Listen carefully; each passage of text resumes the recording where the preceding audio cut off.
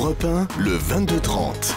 L'écho du jour, Jean-Michel Duez. Bonsoir Jean-Luc Choplin. Bonsoir. Vous êtes le directeur général du Châtelet à Paris. Nous allons parler économie de la culture, parce que le Théâtre du Châtelet, c'est d'abord un lieu de culture, mais c'est aussi une entreprise avec son budget, ses dépenses, ses recettes.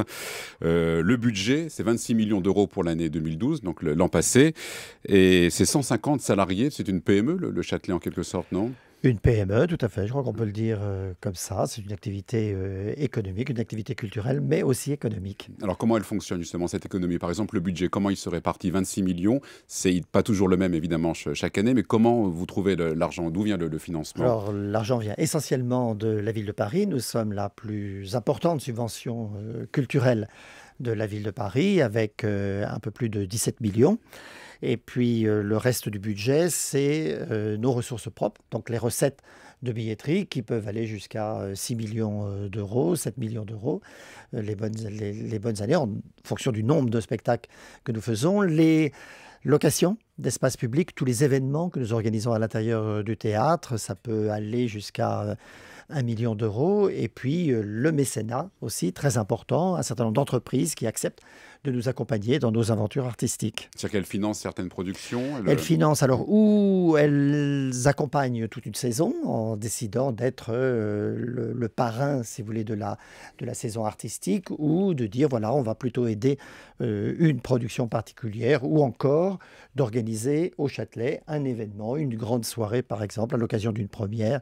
Donc il y a toute une façon d'être sponsor, d'être partenaire du théâtre. Alors c'est quand même une PME particulière, car sans les subventions, vous ne pourriez pas vivre. Et les subventions, c'est plus de la moitié quand même de votre budget. Mais toutes les institutions culturelles, de toute façon, fonctionnent grâce aux subventions. Oui, on est déjà à un taux d'autofinancement d'environ 33%, en quelque sorte. On essaye évidemment de développer toujours nos recettes propres pour réduire un petit peu ce taux, ou augmenter plutôt ce taux et diminuer la part de la subvention. Mais je crois que c'est un bon taux par rapport à d'autres institutions culturelles. En tout cas, c'est quand même, si vous voulez, quand vous vous dites je dois rentrer 6 millions d'euros de billetterie, c'est quand même beaucoup de billets, sachant que nos prix de place varient quand même de 10 euros, 25 euros, 30 euros, jusqu'à évidemment 90 euros, voire 124 euros pour les opéras et les places les plus chères d'opéra. Mais c'est quand même beaucoup de billetterie à émettre. Donc vous êtes toujours devant une anxiété qui est d'arriver à vendre toutes vos places tout au long de l'année. Combien coûte une production ?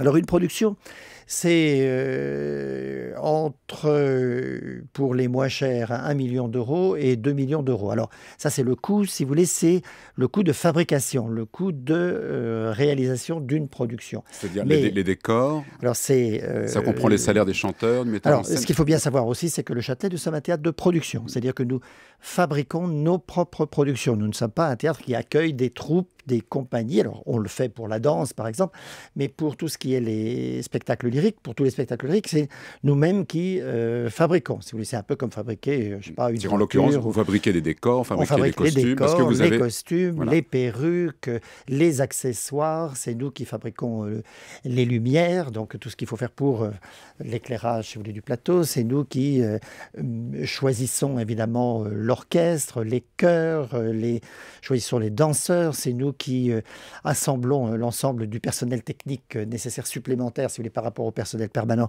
du théâtre. C'est nous qui choisissons minutieusement, après de nombreuses auditions, les chanteurs principaux, je veux dire chanteurs, acteurs principaux. Donc c'est une fabrication Châtelet, c'est un esprit Châtelet, c'est une aventure Châtelet sur chaque production. Et c'est ça qui coûte entre 1 ou 2 millions. Entre 1 ou 2 millions, ça dépend si la production est toute petite ou si elle est importante. Alors après, si vous voulez, se déduisent de ce coût, évidemment, la billetterie que vous recevez de la production. Donc ce qu'on peut dire le coût final d'une production, il peut varier entre 800 000 euros jusqu'à 1 million d'euros. Donc c'est un peu le déficit en quelque sorte d'une production, car nous ne sommes pas un théâtre privé qui essaye de faire des bénéfices. Nous sommes un théâtre qui présentons des spectacles pour permettre au grand public de découvrir toute une série de répertoires. Donc nous ne cherchons pas à amortir, si vous voulez, chacune de nos productions. Donc on a un déficit, et ce déficit, c'est ce que la subvention vient permettre de combler. Alors le principe des coproductions, vous parliez de production, mais il y a aussi des coproductions. Par exemple, en ce moment, il y a Carousel à l'affiche du Châtelet. Vous n'êtes pas le seul producteur. Comment ça fonctionne? On partage les coûts 50-50? Oui, c'est la plupart du temps. Alors, on essaye d'avoir deux ou trois producteurs. Alors, c'est 33-33-33, c'est 50-50. On partage essentiellement le coût des décors, costumes, accessoires de la production physique. Et le reste, chacun prend évidemment la distribution à sa charge.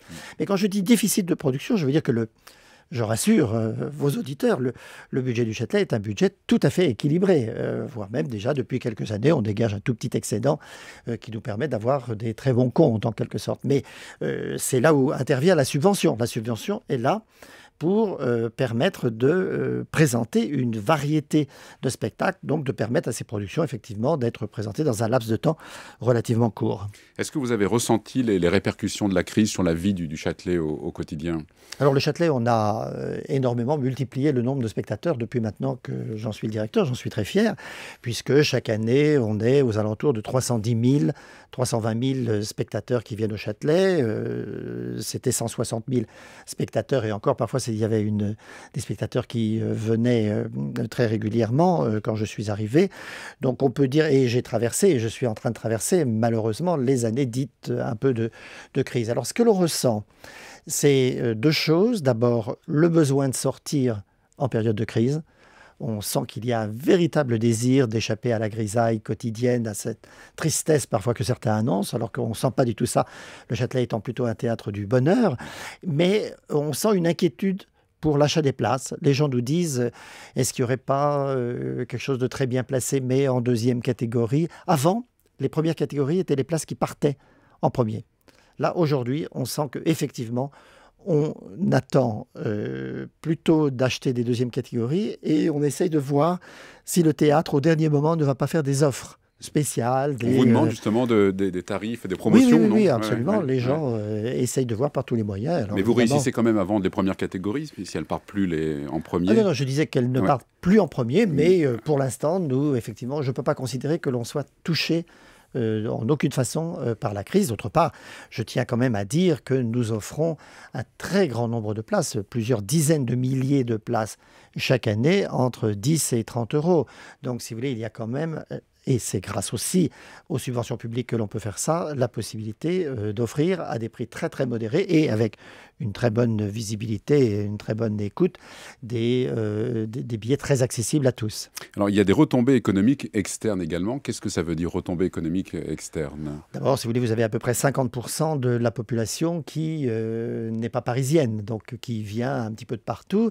La population parisienne s'est bien rééquilibrée des quartiers ouest de Paris au quartier est de Paris. Maintenant, on couvre bien tout Paris, mais vous avez la banlieue et la province qui viennent régulièrement. Donc vous imaginez immédiatement les retombées économiques, les hôtels, les restaurants, les achats à Paris. Difficile à mesurer quantitativement. Il y a certains opéras qui ont fait des études et qui disent voilà, on permet une activité économique de temps. On ne l'a pas fait au Châtelet, mais sur 320 000 spectateurs, vous en avez plus de la moitié qui effectivement viennent dépenser à Paris quelque chose. Alors vous avez travaillé aux États-Unis, vous avez été conseiller artistique au sein de Walt Disney. Quel est le fonctionnement de la culture là-bas aux États-Unis? Alors le fonctionnement de la culture est complètement opposé puisque la plupart du temps les subventions représentent plutôt 10 à 30% du fonctionnement et 70% doivent venir de l'autofinancement, donc la billetterie et aussi évidemment les sponsors et le mécénat qui est pour le mécénat beaucoup plus inscrit, si vous voulez, dans la culture. C'est un devoir de solidarité. Les pouvoirs publics n'étant pas présents, la société s'est organisée de façon à permettre, si vous voulez, cette responsabilité culturelle. Alors, on en est très loin ici, puisque chez nous, le mécénat varie à peu près entre... Ça dépend des années, de 450 000 euros, par exemple, pour cette année, à parfois 1 million d'euros. Donc, ça dépend de la bonne volonté des entreprises, mais le climat économique, là, nous pénalise. Et là, j'ai ressenti la crise économique, car les partenaires viennent nous dire, vous savez, on a coupé dans nos budgets, on a restreint nos budgets et donc ne peuvent pas accompagner comme nous le souhaiterions un peu plus l'activité culturelle. Mais parallèlement, les pouvoirs publics sont soucieux aussi de leurs dépenses. Est-ce qu'on ne peut pas imaginer un jour justement que les subventions diminuent et que le mécénat, lui, augmente et aille un petit peu vers ce qui se passe aux États-Unis? Oui, je crois qu'il ne faut pas quand même concevoir le mécénat comme quelque chose qui se substitue, si vous voulez, au pouvoir public, mais qui accompagne encore plus. Je veux dire, nous, notre challenge comme Châtelet, c'est de rester un théâtre de production, c'est-à-dire de pouvoir donner aux Parisiens une programmation exceptionnelle, de très haute qualité, qui leur permet de découvrir un certain nombre d'œuvres et de ne pas être un lieu où s'accumule toute une série de choses, un espèce de bazar, si vous voulez, qui, pas forcément de qualité,